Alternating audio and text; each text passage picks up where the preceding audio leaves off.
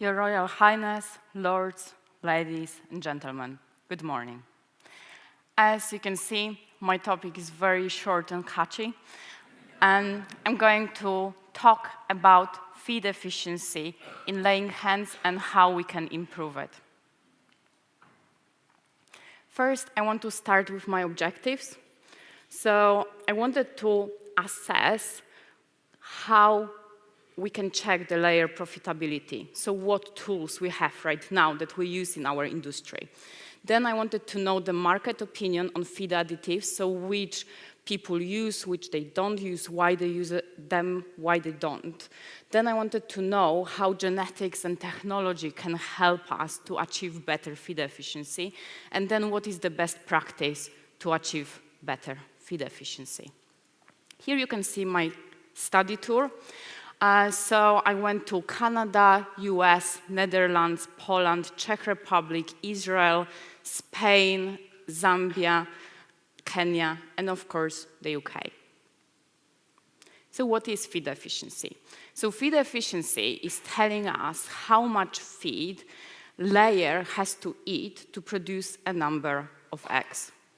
Here you can see an equation which will tell us how much feed a layer needs to eat to produce a kilogram of eggs, or we can also calculate this per 1 egg or dozen of eggs.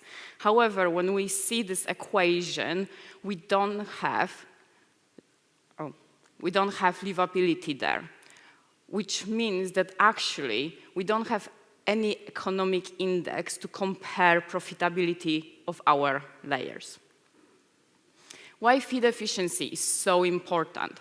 So feed efficiency is important because 60–70% of the egg cost production is feed, which means that if the laying hens can eat less feed, it means that the farmers, they have to buy less feed, so it's massive economic benefit. On top of it, if we use less feed, we have better influence on the environment because the ammonia emission would be lower and then the carbon footprint would be higher. As John Higgins said, egg producers make money if they produce a lot of eggs per hen house with good feed conversion ratio. Now I want to talk about how we can improve feed efficiency. So first, I want to start with feed additives. So feed additives, they are like supplements for people, and we use them mostly when it's a challenge, and I personally like to use them every single day and using smaller inclusion rates. Vitor Arantes, who is a poultry nutritionist, he said, farmers who choose prevention instead of fixing problems seem to have better financial results. In my report, you can read about many more feed additives that I checked during my journey. However, here I want to focus on 3 groups that I find the most important. So first, they are probiotics and postbiotics. Probiotics, they are like yogurts for us, so we know that yogurts are very healthy for people. So it's the same with laying hens, they are healthy for them as well. Then what is interesting, feed additives we can use in many different ways. So in different countries, they will be used in different ways. So probiotics, they would be used in the US more during stressful periods. And then in Poland, they would be used after antibiotic use.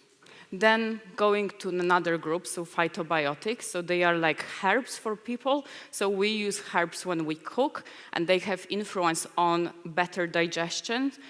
For animals, we use herbs as well, but we use essential oils because dried herbs are actually not that good. Essential oils are much, much better. So one of the most important, most popular essential oil that we use for animals is oregano oil. And oregano oil is used for gut health in the Netherlands and then in the US for bacterial challenges, for respiratory problems. Then another one is garlic. So garlic would be used for overall health in the Netherlands. And then what is interesting, in Poland would be used much more often during winter, because people just think that during winter animals need, birds and animals generally, they need more support. Then we have a lot of products that they are blends of essential oils, and they would be used for overall health. The last group that I want to talk about today are enzymes. So they have influence on better digestion. And the most popular one is phytase, and phytase makes phosphorus from plants available for birds, which means the groundwater would be better quality when we use phytase in the feed, and surface water as well. Another one enzyme group are non-starch polysaccharides enzymes, and they are used to get less sticky excreta and have lower viscosity of the gut. So you can see that feed additives are very good, but they are actually not used that much. Like, they are used, but they could be used much more often. And part of it is because they are tricky part of the diet. Michael Leslie said that only 10–15% of the internal trials showed positive results after using feed additives. And it's not because feed additives are not good. It's all about the quality and to know how to use them. Here you can see a diagram which shows different samples of oregano essential oil. So all the samples, they are from southern Italy, and every single one is different. So to check the quality of oregano oil, we would check how much thymol and carvacrol is inside the oil. So thymol and carvacrol, they are essential oils. And then you can see that some of the samples, they will have a lot of carvacrol, some of the samples will have a lot of thymol, and some of the samples wouldn't have anything. And this means that some of these products would be amazing, some of them would be just fine, and some of them will just not work at all. This is why I prepared 5 questions that I think every farmer should ask before choosing the right feed additive. So first, how many trials were done in laying hens? How many scientific trials, so at the university, how many commercial trials at farms were done? And if we see differences between experimental groups, are these differences significant or not? Then how the company assures consistency of the product? And did they do any heat stability trials? What is the ROI? So when we pay some amount of money for the product, how much we are going to get back for it? And then the last one is, can we do a trial at our farm? Because the best is to actually check if the product works in our environment. During my journey, I would say that the answer for the genetic selection, which one is the best, was very clear, and white birds are much more sustainable than brown birds. Because they produce more eggs, the mortality is lower, we can keep them for even 120 weeks. And on top of this, they have 5% lower carbon footprint, and a lot of people say that they have less gut health. Regarding the technologies, so we're still in the development of the technologies that they will have big impact on the feed efficiency. We're still in the development of cameras that they can show all the angles in the sheds and will be affordable. And then these cameras in the future, they will take pictures of excreta, and the programs will tell us what is the gut health of our birds. And if it's something not right, the algorithm would show us that maybe we should reformulate the diet or maybe add a feed additive on top of the diet. Then another thing that is super interesting, it's measuring acoustic behavior.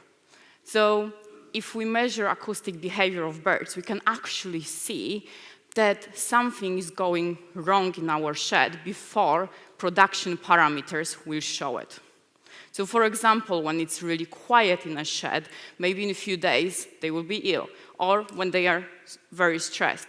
We can hear it before we can see it in the production parameters.